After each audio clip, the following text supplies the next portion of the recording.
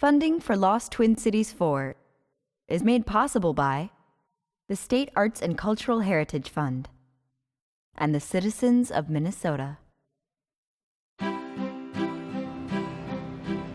Over the past century and a half, the Twin Cities of Minneapolis and St. Paul have been made over time and time again.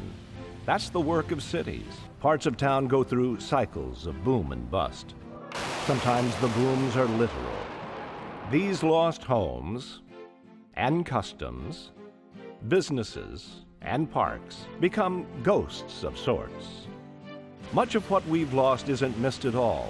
They are eyesores, soon forgotten. But others deserved a better fate. Some of these losses diminish us still. Decades after their demise, we still miss these elements of our past. These are the stories of Lost Twin Cities 4.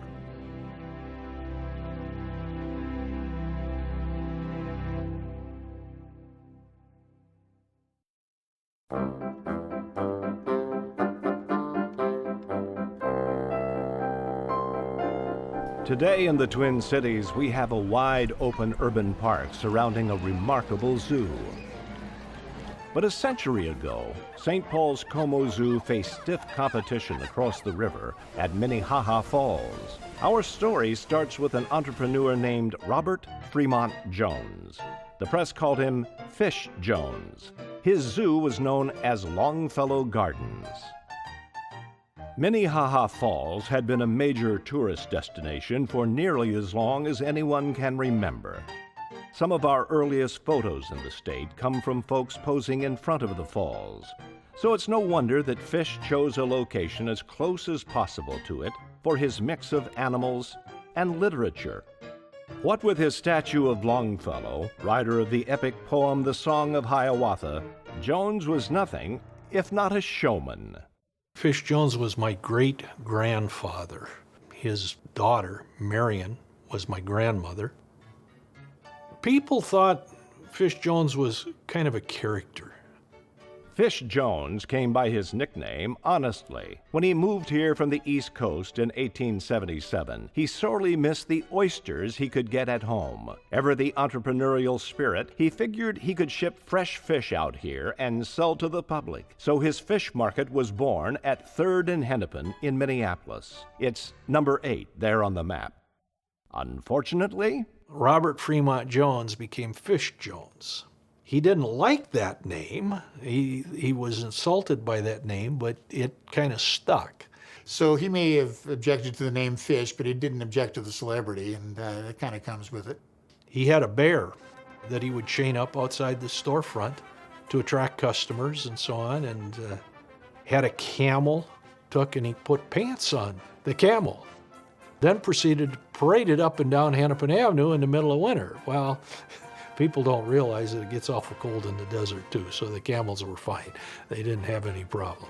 He would befriend the animals. At first, he kept his animals in downtown Minneapolis. But whether because of the noise, or the smell, or lack of space, Jones ended up moving them out of town to his farmland, where the Basilica of St. Mary now stands. Eventually, that location became a problem too. He sold the land to the Catholic Church and hightailed it to the far reaches of town, to the west of Minnehaha Falls, where the creek takes a sharp bend. The zoo and Minnehaha Park and this whole scene was extremely popular. This was so convenient. It was only a nickel streetcar ride to get out there, so everybody came out, and it was the default thing to do on an afternoon. My favorite Fish Jones story is basically how he would take and let the animals roam free, and he would walk with these animals. He'd walk with lions, he would walk with tigers, he would walk with anteaters, elephants, whatever. He had a hands-on approach to animals. My grandmother remembered quite a few of the animals, less the ones in cages, I think, than those that would wander around behind Fish Jones. The darn sea lions, they'd get down into Minnehaha Creek and go swimming on the creek. And if they were smart enough, they swam upstream and headed towards Minnetonka and My dad would end up chasing them down the creek beds trying to corral the sea lions. Fish had his obsessions. First of all, he really liked the poet Henry Wadsworth Longfellow, the author of the Song of Hiawatha. Not only did Jones name the zoo after him, but he had a statue of Longfellow created for the zoo grounds. He also built and lived in a 3/4 scale replica of Longfellow's house. Jones also loved lions. At any given time, he had a dozen or so. His favorite was named, naturally enough, Hiawatha. Now here, Oh, look at all the lions. there's lined up. 10, Oh, but he had 12. By the way, as far as anyone knows, they didn't roam the grounds freely. Longfellow Gardens flourished for nearly 30 years. After Fish's death in 1930, the family struggled to run it. In 1934, they folded up the tent and sold most of their animals to the Como Zoo. My grandmother, when I was small, 4 or 5 years old, she used to bring me over to Como Park Zoo. And I could never figure out why she kind of ran around like she owned the place. She'd go behind the railings and talk to the animals and behind the cages and what have you. And I could never figure out why until later on in life I learned that the animals were really hers. The buildings weren't particularly great structures anyway, and after you've housed animals in them for a while, the best thing to do is tear them down. Today, on the western edge of Minnehaha Park, you can find the remnants of the zoo's gardens, Jones' Longfellow house, and if you look down the hill a bit, the weathered Longfellow statue. And of course, the creek still flows by on its way to Minnehaha Falls. But lost are the days when seals from the zoo would escape and make a harrowing journey over the falls. That actually happened more than once. But that's a story for another day.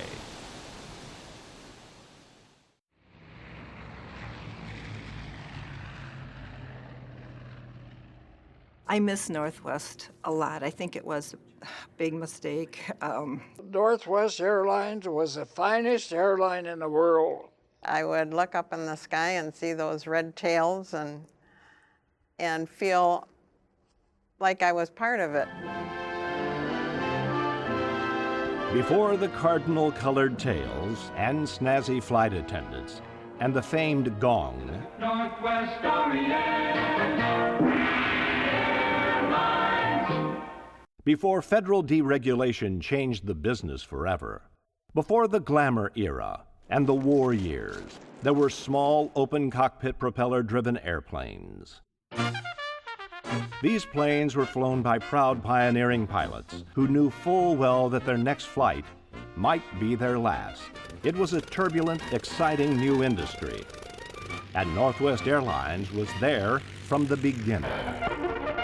In 1926, the Twin Cities had lost their airmail service, something no self-respecting up-and-coming area could afford to be without. So in stepped a local business promoter, a business booster named Louis Britton, and he made some inquiries asking people, do you want to pick up this airmail contract? Do you? Everyone said no. So that left it to him and some of his associates and friends, people he worked with, and the company came together very quickly, and it was then known as Northwest Airways. Less than a year later, on July 5th, 1927, Northwest had its first ticketed passenger, Byron Webster. The first ticketed passenger was supposed to be the mayor of St. Paul. He either got scared or didn't show up. Mr. Webster was there at the celebration, and Louis Britton said to him, Byron, you want to do this? And he said yes. Charles Speed Holman was that flight's pilot. Holman earned his nickname on the Daredevil circuit. He was a noted long-distance flyer and had an aviator's license signed by none other than Orville Wright. He was ready for any challenge. He hated the name Speed, and his wife never called him Speed, or none of his close friends ever called him Speed. I think they usually called him Charlie. But that's how the public knew him, and that's the name that stuck with him, and it helped him, I think, to be known as Speed. If you're going to be a stunt pilot and a speed pilot, sure, why not? At 6'5", with a charming smile and a willingness to talk to anyone, anywhere about flying, Holman was a much-loved promoter for the airline. In 1929, he became operations manager, but that didn't stop him from taking to the air. He continued to deliver mail and passengers to their destinations. He also continued to do stunts. In 1931, at the Omaha, Nebraska Air Show, Speed was one of the most anticipated performers. He did awe-inspiring dives and flybys of the airfields, swooping down to a mere 50 feet from the ground while going 300 miles per hour. The crowd was dazzled. For a special thrill on his last run, he intended to roll the plane and roar past everyone while upside down. But something happened, and the legendary daredevil smashed into the ground, dying in front of 15,000 horrified spectators. And it was a terrible blow, not just for Northwest, but for the whole Twin Cities community. He was brought back here for burial, and the funeral procession was the largest ever seen in St. Paul up until that time. In his honor, the airfield where Northwest had set up operations was renamed Holman Field. A simple memorial to Holman stands outside the airport's administration building. It says, "He belonged to the Heights, and the Heights claimed him." Speed Holman knew that in order to grow, Northwest needed new routes. The airline only had permission to fly from the Twin Cities to Chicago, with stops in between, and from the cities to Pembina, North Dakota, the so-called Winnipeg route. Northwest's second chief executive, Croyle Hunter, a North Dakota boy, created one of the airline's most important routes, that to Seattle. At that time, the airline industry was heavily regulated by the federal government. If you wanted a new route, you needed the government's permission. To prove to government authorities that their northern path to the coast was faster and safer than United Airlines' already established Chicago to Seattle route, Northwest sent famed aviator Amelia Earhart as part of a survey team. Because the airline wanted to quell any naysayers, they flew in the dead of winter when the common wisdom was that the weather wouldn't allow continuous commercial flight.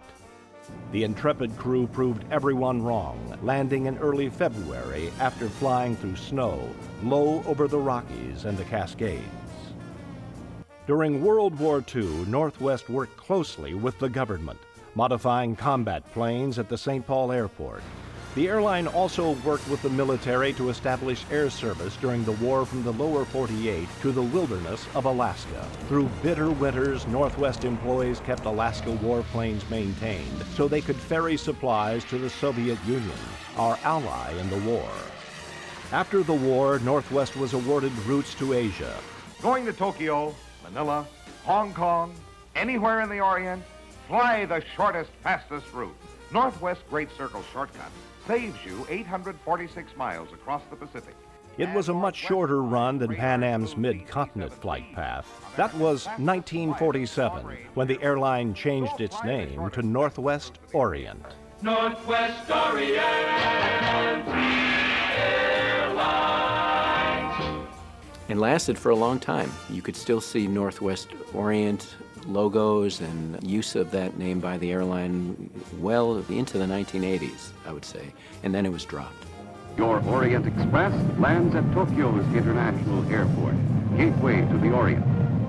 We stopped at Edmonton, Anchorage, Shemiya, and Tokyo. That was in the DC-4s. That was with the DC-4, and that took 34 hours of flying. So a round trip would be 68, 69 hours, you know. Yeah, there's only 3 trips a week.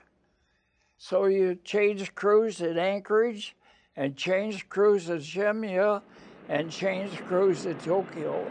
We were there for 3 days, and we mostly go sightseeing, down on the Ginza, and buying junk to haul home.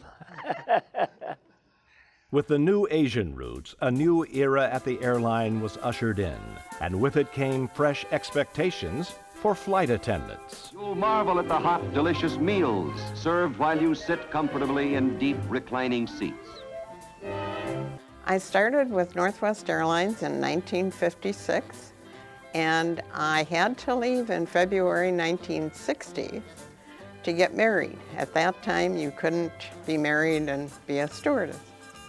Back in the dark ages, the requirements were You had to be 21, not over 31. You had to be between 5'4" and 5'8". You had to have weight in proportion to height. We were weighed periodically to be sure. You had to have 20/20 vision, and there had to be no obvious flaws. I even hate to say that, but that was the way it was. Fortunately for Anne, the requirement that stewardesses also be registered nurses had already been dropped. But lessons in comportment were de rigueur. I remember we had a whole day class conducted by the Zell McConnell Modeling School on applying makeup and how to walk and sit and things like that, which were irrelevant, but thought needed at the time. These were the start of the glamour years for flying. The post-war economic expansion meant that folks had money and wanted to travel. Heck, even Cary Grant wanted to fly North by Northwest. Does anyone mind if I sit down? I've been running all day. What better way to go than by a newly affordable flight? The airplanes were bigger, the seats were large and comfortable. The aisle was wide enough that two grown men could walk past each other and not touch. And everybody dressed up. The men were in three-piece suits, the women were in dresses, heels, hats, and gloves. And I started in the 60s. Flying was still kind of considered glamorous, and I did want to travel. But one of the big things for me is I came from middle to lower income, and I thought it would really be nice for my parents to be able to use my passes and take some trips that they ordinarily would not be able to afford. I had never flown before. I was the only one in the whole class who had never been on a plane. And I thought, well, I have 6 weeks of training. And of course, the fanfare of all your friends in high school, wow, you're gonna be a stewardess, this is great. So I get in there and I'm thinking, well, I've never been on a plane, but I can do this. And the end of the first week, our instructor said, you know, you go on training flights every weekend. And I thought, oh my gosh, I have to get on a plane the first week. I told everyone in class, I said, well, if I'm not back in class on Monday, I'm coming home on a Greyhound bus from someplace. But it worked out fine. Fay stayed with Northwest for 36 years through thick and thin. And there were some thin times. After all, the airline was famous for its strained labor relations. Northwest suffered the first labor strike on a national scale directed at a legacy airline in the 1940s. It was mechanics and maintenance workers. There was a pilot strike in the early 60s also, and several over the years, ending with a really devastating and unfortunate mechanics and maintenance workers strike at Northwest in the mid-2000s. Through all of the strife, the airline carried on. Merging with other airlines was a tried and true way to grow and make more money. Northwest came a little late to the game. By the 1980s, Northwest was one of a very small number of these legacy airlines that had not grown by acquisition. The final shaping merger occurred at the very end in 2008 when Delta acquired Northwest, and it was a process over a couple of years when Northwest gradually ceased to be and became part of Delta's system. When the Northwest merger with Delta was finalized in 2010, the hometown name was left behind, and so were the red tails. That was the saddest thing when Northwest disappeared, was not seeing those red tails in the sky anymore. Oh, yes. It's a shame that Delta's got it, and there's nothing you could do about it, but the powers to be sold the thing off. Even today, I saw a Delta airplane just landing when I'm on 494, and it's just not the same. I'm very attached to Northwest, still.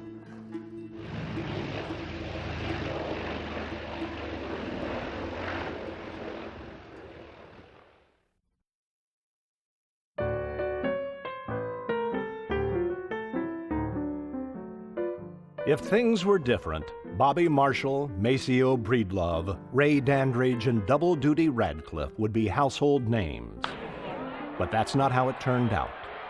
Sometimes the ghosts of our past are hidden. Sometimes we think we know all about them and don't need to pay attention anymore. The story of African American baseball in Minnesota has elements of both. The first thing to know, in 1942, we had a Negro League team here for a whisper of a second. The team was called the Minneapolis-St. Paul Gophers. The second thing to know is that there was a long tradition of black ball teams in the state for decades before then. Some great baseball players, and not everybody was great, but there were some great baseball players that we just have no idea how good they were. In the early 1900s, well before major league teams were a force to be reckoned with, the best sports in these parts were played by the University of Minnesota Gophers. When local black baseball players at the time came up with a terrific team, they named themselves the St. Paul Colored Gophers. One of the stars of that early era was Bobby Marshall. Bobby Marshall was a great athlete from Minneapolis. He attended Central High School, played a number of sports, including hockey, football, baseball, played football for the Minnesota Gophers in the early part of the 20th century. I believe the first black player on the Gophers, their first All-American. And he later went on to play baseball professionally. He was on a team called the St. Paul Colored Gophers that played from about 1907 to 1910 and was involved in a big series that the Colored Gophers had in 1909 against a team from Chicago, the Chicago Leland Giants. It was billed as the World's Colored Championship Series, and the St. Paul Colored Gophers won it. Bobby Marshall had some big hits in it. Well regarded as being an athlete, and probably one because of his color. Never got the opportunities that many others would have had. Not as well known as he could have been had he gotten those opportunities. If not for the color barriers and the things like that, his name would be more prominent than it is. Unfortunately, unsung heroes is a common theme in black baseball. Take the case of Maceo Breedlove, who in 1935 played for the Twin City Colored Giants. In fact, maybe the most famous of that team in the 30s was the team that Maceo Breedlove played on, and they ended up going to North Dakota to play the Bismarck team that included Satchel Paige, Double Duty Radcliffe. Maceo hit something like 9 for 17. Hit a home run off Hilton Smith in one game, and the next day he had 2 doubles and 2 home runs off Satchel Paige. Pretty good set of hitting, and for what I read about him, that was typical of him. He was an outstanding hitter. Late in his life, Maceo Breedlove reminisced about those games with his niece, Susan. They had beat us pretty bad. As Maceo recalled, Hall of Fame pitcher Satchel Paige, to prove he could strike out anybody, used to pull all of his teammates off the field, leaving only himself, the catcher, and the batter. And looked like everybody in North Dakota in that ball game. At that time, Satchel Paige was the greatest man there was out there. And at that time, he struck out a man anytime he wanted. And I'll bet you I hit about 15 fouls off of him. See, he throwing that ball so fast I couldn't get around in time, I'd foul it off. And so he thought he couldn't get me out with that fastball, so he threw me his curveball up there. Then I hit it to left field and nobody out there to get it. He was a great hitter. Probably lost here in the time because he played in the 30s, so it was kind of like one of those times that he didn't play in the Negro Leagues. Early teams, both black and white, would barnstorm around the country. Starting in the 1920s, recognizing the Twin Cities' growing black population, National Negro League baseball teams started visiting Minnesota. And sometimes here, there would be 2 Negro League teams that would come here and play each other. And I don't know, to be honest, was that considered a part of their league play? Or again, it was just additional barnstorming set up. When teams would barnstorm, it was entertainment. And so one of the pieces here in the Twin Cities, the teams would bring Jesse Owens with them. They would bill him as racing a horse. And the way they used to do it was the race would be like a 60-yard race in the ballpark. And the reason 60, because shorter distance, longer distance horse was going to win. So the person with the starting gun would stand right next to the horse. And when he fired the starting pistol, and the horse would kind of rear up. Well, by the time the horse got back down, composed, Jesse was winning. So Jesse didn't lose too many races. But for me, when you think about, here was this outstanding Olympian, graduated from Ohio State. Jesse Owens, the Buckeye Bullet, stepped into his dust and roll. Went to the Olympics, won 4 gold medals, and then came back, and the way he ended up earning a living was racing horses all over the country. But that's pretty amazing to me, although I understand it was the times and it was a way to make money. By the 1940s, Negro League games were an annual occurrence in the Twin Cities, usually at St. Paul's Lexington Park. Minnesota's Negro League entry lasted only a few months, but that was long enough for one of the all-time great Negro League stars, Double Duty Radcliffe, to play for the Gophers. He fondly remembered playing here. And this was one of St. Paul, Minnesota, 2 of my favorite towns, because they never segregated us. We could always get hotel accommodation. This is what I always tell them, this is the all-America city. Minnesota, St. Paul to be exact, contributed another standout Negro League performer. The Indianapolis Clowns signed the league's first woman player, Toni Stone, who's from St. Paul. Tomboy Stone, she was known as she grew up on the sandlots, playing a variety of sports against men and boys. She played in 1953. In 1954, went to the Kansas City Monarchs. But Toni Stone is well remembered as being an outstanding athlete who did play throughout her life with males and very often was able to hold her own with them. When blacks finally were allowed a chance to play in the major leagues, Minnesota was a pioneer in integration. The St. Paul Saints and the Minneapolis Millers were the first teams in the American Association to have African-American players. In the late 40s and early 50s, Twin Cities fans watched 3 Cooperstown Hall of Fame players, Roy Campanella, Willie Mays, and Ray Dandridge, perform for local clubs. Minnesota's black press took pride at how easily the integration happened here, proclaiming, "In Minnesota, Negro ball players have played with semi-pro teams for 40 years." Obviously, the integration of Major League Baseball was something that had to be done. It was a good thing, but like any good thing, sometimes there are growing pains and other people affected by it in a practical manner, and that would be the owners of the teams in the Negro Leagues. These were their enterprises, for some their primary business and form of income, and they were now losing their players and eventually their teams, and for the most part not really being compensated in any way. So while it was a good thing overall, for a lot of people it still had an effect on them. The last time a Negro League game was played in the Twin Cities was in July of 1952, when the Memphis Red Sox played the Birmingham Black Barons. Everything was changing. Soon the St. Paul Saints and the Minneapolis Millers would be gone too, And now the governor will throw the first ball. as Minnesota became a major league city. So what happened to the players who didn't make it into the majors, or were just too early for them? I knew Maceo Breedlove as a vendor at Met Stadium. I'd buy my beer from him. I'd make a point to buy my beer from Maceo because I enjoyed getting it from him and chatting with him. He just had a good time being out at the ballpark and seeing the people. He wore this umbrella to keep the sun off him, and he just stood out there. And I didn't know until after he died what his baseball background really was. And I only wish I would have known more about him than I did at that time. We've got some great history of African Americans. Some of those African Americans were great individuals. Some just happened to also be great baseball players.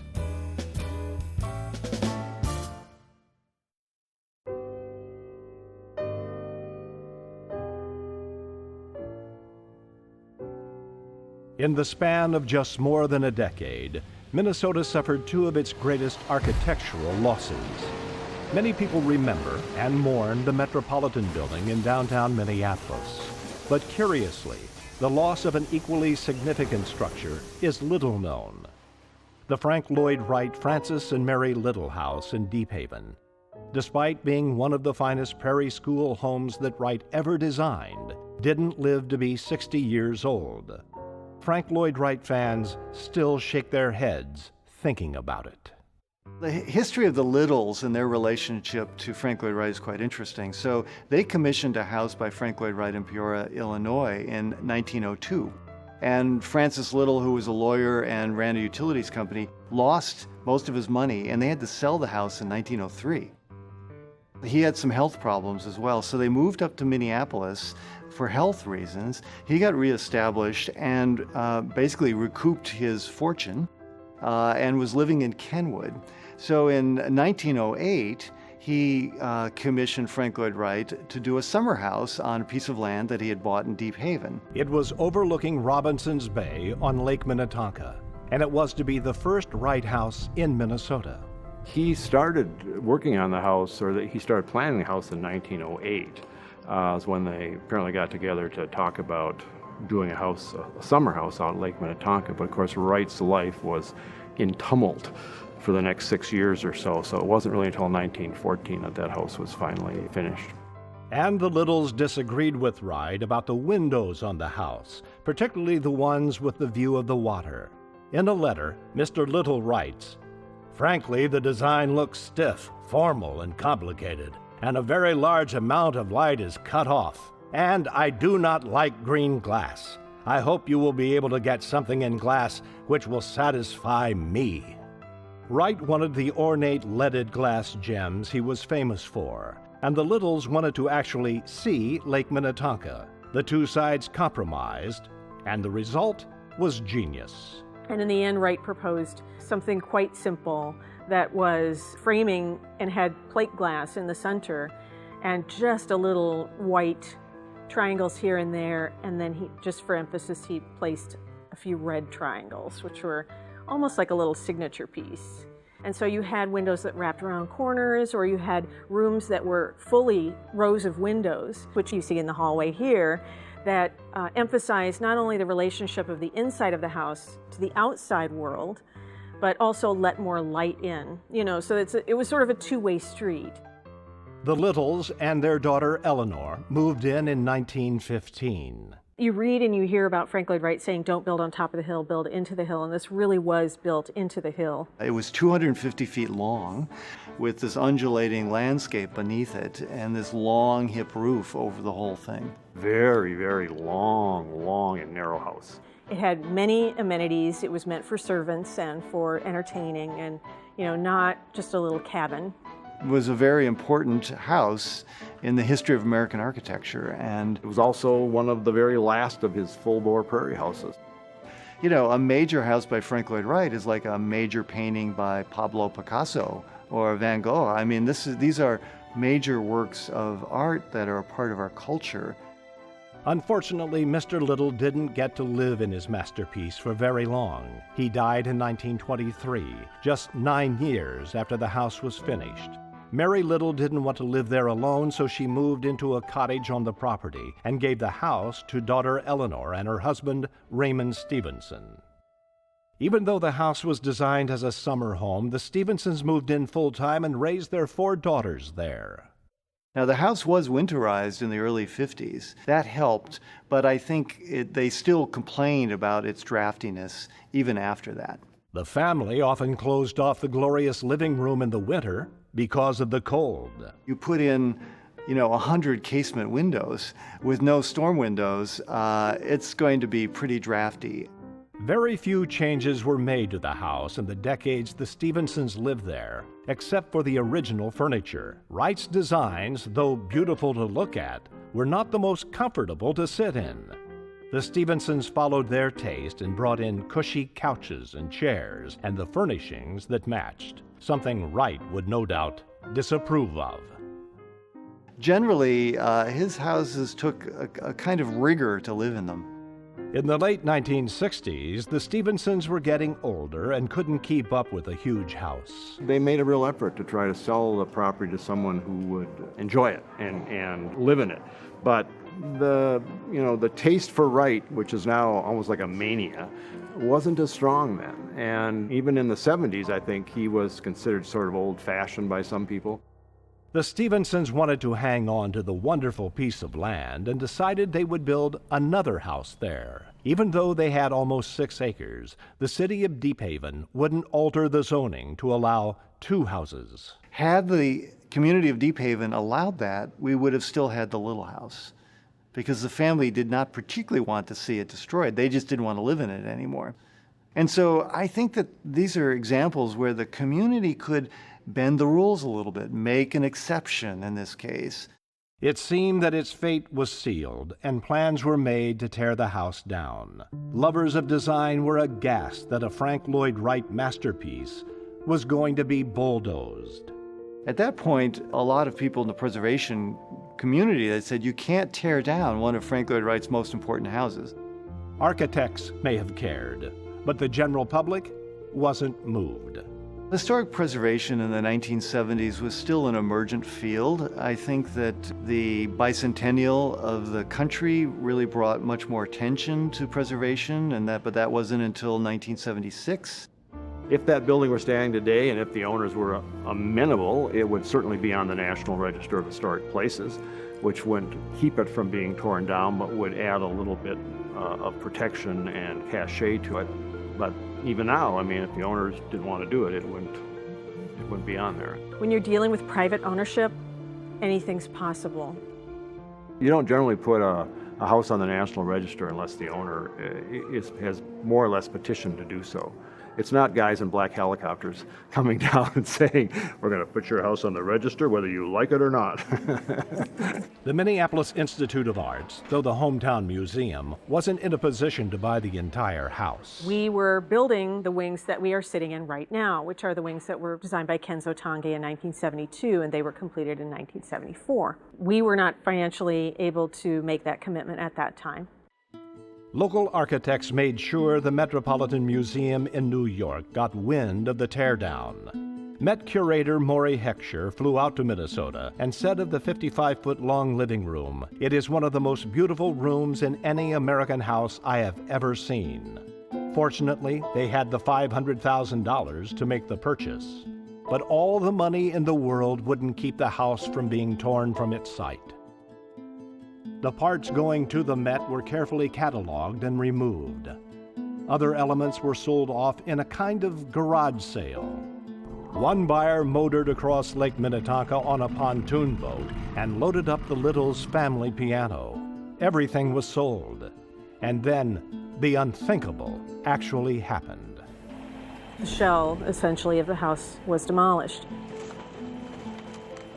Architectural historian Tom Martinson was so rankled by the destruction of the house, he made it his mission to document the teardown. Only one of these photos has ever been seen publicly, until now.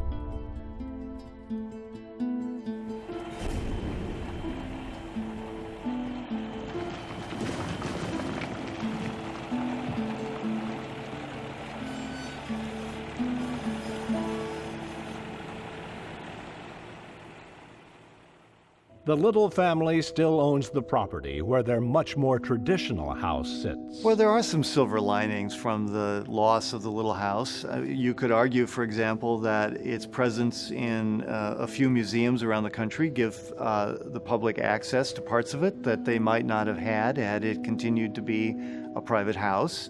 4 complete rooms were purchased by the Metropolitan Museum in New York. The living room has a permanent home at the Met. The Allentown Art Museum in Pennsylvania has the library, and the Minneapolis Institute of Arts has the hallway on permanent display. But what of the 4th room, the master bedroom? It was kept by the Met for about 10 years. The Metropolitan Museum then sold the room to Thomas Monahan, who acquired it as part of his collection of Prairie School and especially Frank Lloyd Wright furnishings that were part of the Domino's Pizza collection, and has never been installed permanently anywhere. I do think the demolition of the Little House, though, did galvanize the preservation community and made us realize that, look, if we're going to be taken seriously as a sophisticated city, we don't let Frank Lloyd Wright houses just disappear.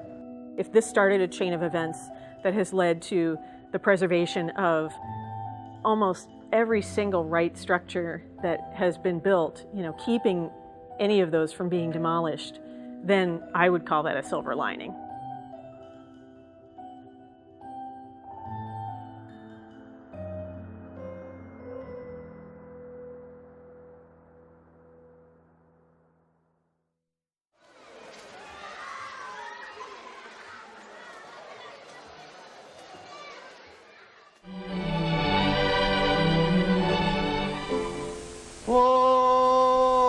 Soap and water make you cleaner than you used to be, cleaner than you used to be, cleaner than you used to be. Soap and water make you cleaner than you used to be, keep you fresh and clean. Keep you fresh and clean, keep you fresh and clean. Oh, soap and water make you cleaner than you used to be, keep you fresh and clean. Evidently, the Army of 1950 had to remind guys to take a shower. So let's harken back to a time when bathing wasn't an everyday occurrence. In the 1890s, St. Paul's riverfront was lined with factories belching coal-fired smoke. All sorts of slop ended up in the Mississippi. So did animal waste. Sewage treatment plants were still a dream of the future. Each year, thousands of St. Paulites thought the river was a great place to swim and wash up.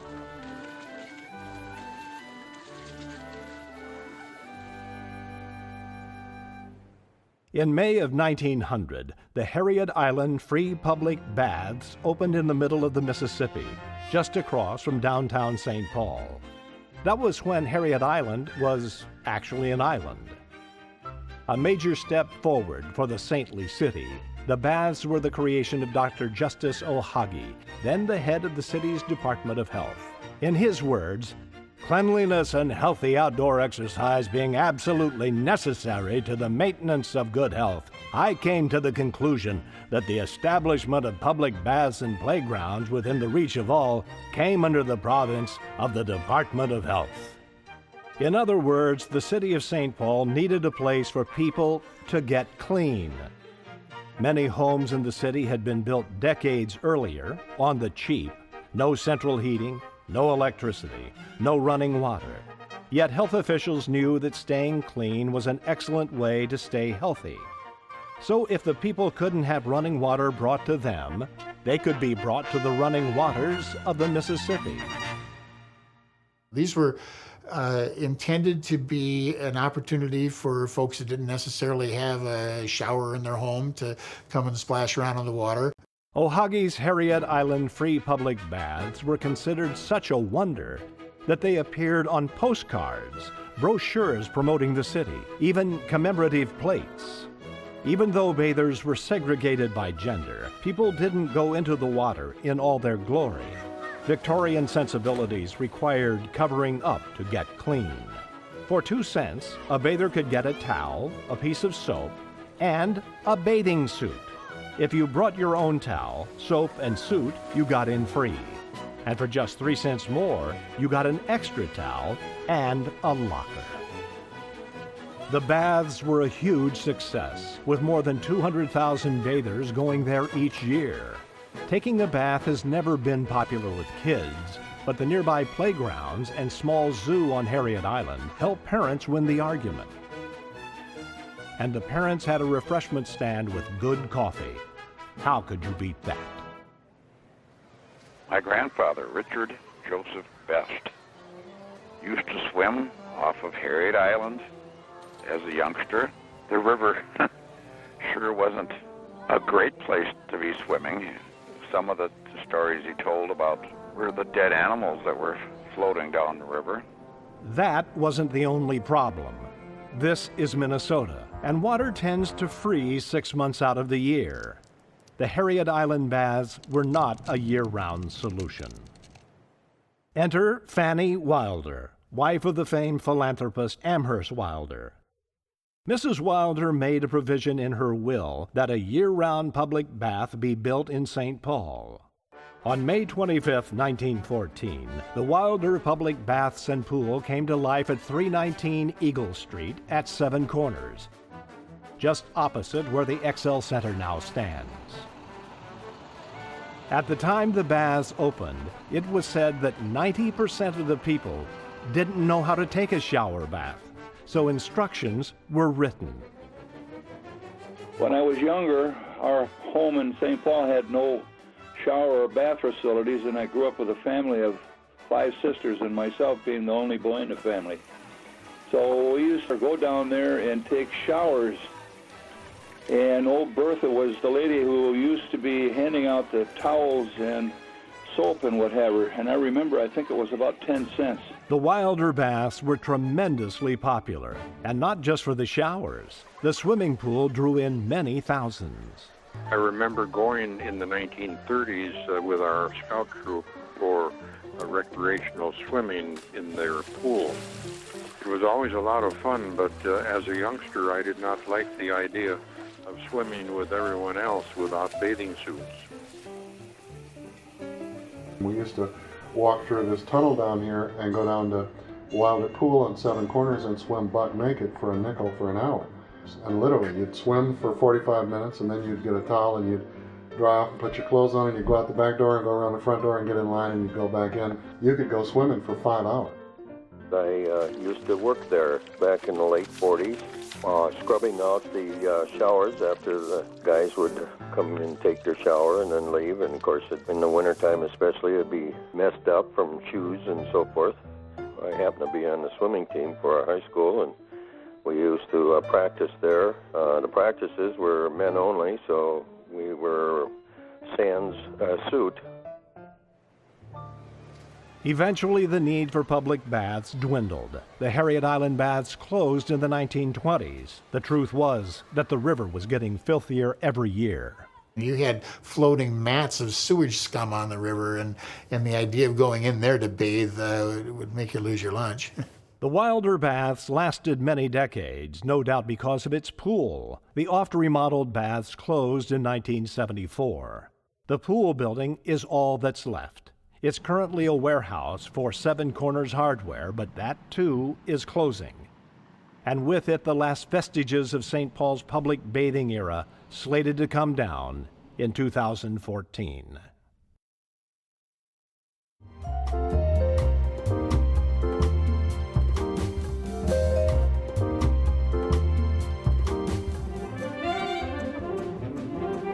Department stores once dotted American downtowns. In Minnesota, the grandest of them all was Dayton's on Nicollet between 7th and 8th.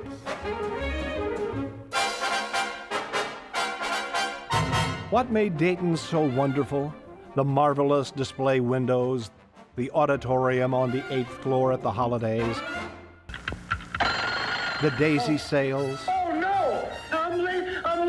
My big chance to be a daisy! And I'm gonna blow it! Also adding to its allure, a famed oval-shaped room run by an elegant woman with the most un-Minnesotan of nicknames. They called her Madam.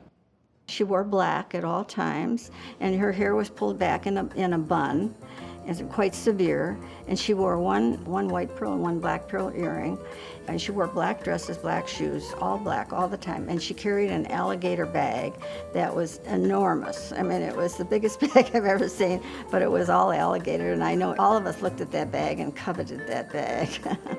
She was Madame Auerbacher, and she ruled Dayton's Oval Room in downtown Minneapolis for decades. If you were a lady of certain means, or even if you weren't, but you wanted to buy something special, Madame and the Oval Room were there for you. The very first thing that I bought from the Oval Room was the Seymour Fox suit. I was in the fashion department at the time, and I was going to have to commentate a fashion show. And so I thought, well, I'm going to have to get something that's very special. And so she sold me this Seymour Fox suit. As a young person, I was kind of frightened of her. She ran a tight ship. Fashion was one way for a city to assert its importance in the world. Staying chic meant a certain level of affluence and taste, and it was an important mark of the sophistication of its people. After all, this wasn't Toledo or Omaha. For nearly as long as Dayton's has been around, it's always had a place where the designer clothes of the day were sold. It was fashion forward before that was even a phrase. In the earliest days, it was the French room. When French fashions became unavailable in the run-up to World War II, it was called the model shop. During the war, it became what generations of customers grew up with, the Oval Room. The Oval Room was oval, and it was filled with little settees and lamps and whatever.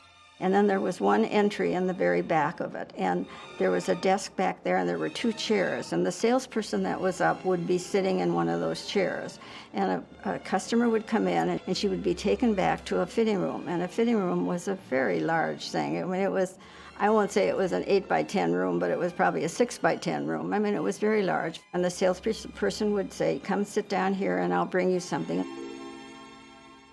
The salesperson would go to our stock, and she would pick out the things that she thought this consumer would like, and she would go back in and she'd start showing it to her. The experience would seem odd to the modern shopper. That's because only the salespeople would get to see all of the impeccable clothes lined up on the racks.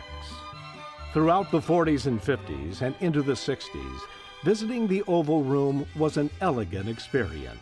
Ladies came to the 3rd floor to be lavished by the salesgirls, wielding Maurice Rentner, Hattie Carnegie, Davidow, Hollywood's favorite designer Adrian, and on and on. Back in the day, a designer would sell to only one store in the market. So if you wanted an Adrian, you had to go to Dayton's. Donaldson's, Powers, Penny's, Harold's, Young Quinlan, none of them would have an Adrian. Only Dayton's. Nonetheless, the clothes always stayed hidden from the shopper until Dolores took over in the 60s. The fashion at that time was primarily all dresses and coats and suits, and that was all that we had in the Oval Room when I was there. But David Crystal, who was one of our resources, ended up getting the rights to the Lacoste shirt. So they were producing dresses that were just like the Lacoste, and so we were able to buy them because that was our resource. And so that was one of the first things that we exposed on the floor. Otherwise, merchandise was not exposed. Accessories were exposed, but merchandise wasn't. So we exposed the dresses and we exposed the shirts, and they just went, they sold fabulously well. And that gave us a clue that we need to get more merchandise on this floor. The customer has to see, she has to feel, she has to touch. It was a sea change. Clothes openly displayed in the Oval, but it was by no means the only one. The mods came over the pond to Dayton. The net result of Angela's way out look is to capture attention. And they came here before they hit New York. My boss came back from Europe and said, "This wonderful thing is happening in London, and you better get over there." And so within a week, I was on a plane going over there and saw all these clothes. They were adorable clothes to begin with. They were these simple little dress shapes, and they were way above the knee, and a new kind of a hairdo that Vidal Sassoon did, where the hair was cut very short and kind of peaked on the sides and in the back, and quite made up. And the girls came down the runway at these fashion shows, and they were dancing away. They were doing what was called the frug, I think. I flipped over it all. I thought, this is just great. And so I arranged to have 3 different fashion shows come to Minneapolis, come to Dayton's. And in the fall of every year, we always did a promotion for the college kids. And so this year, what we did was Youthquake.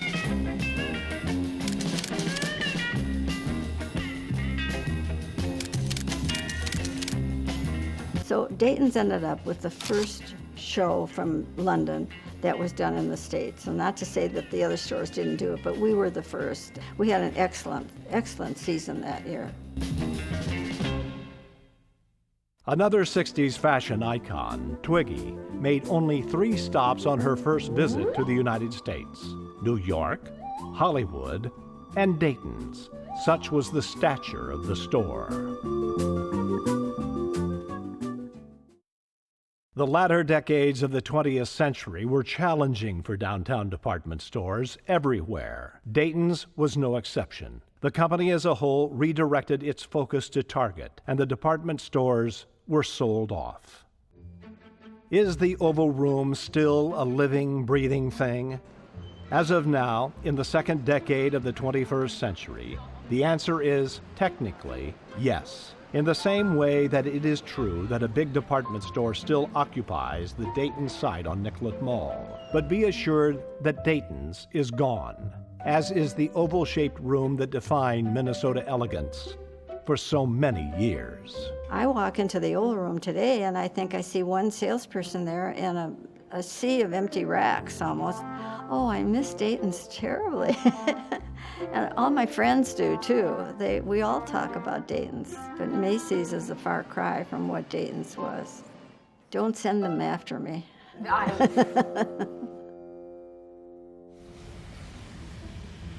Here in America, nothing stays the same. Nothing.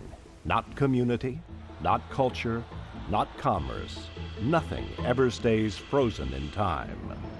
Dayton's grand downtown department store, globe-trotting Northwest Orient Airlines, Frank Lloyd Wright's Prairie School architecture, all represented radical change in their day. Each revolutionized our region, altering how we shopped, how we traveled, how we lived, but each ran its course. Minnesotans, like all Americans, are fascinated with the new. The Harriet Island and Wilder public baths were once novel. So were visiting Negro League baseball teams and Fish Jones Longfellow Gardens and Zoo. Yet all things new soon become old, and most old things quietly fade away.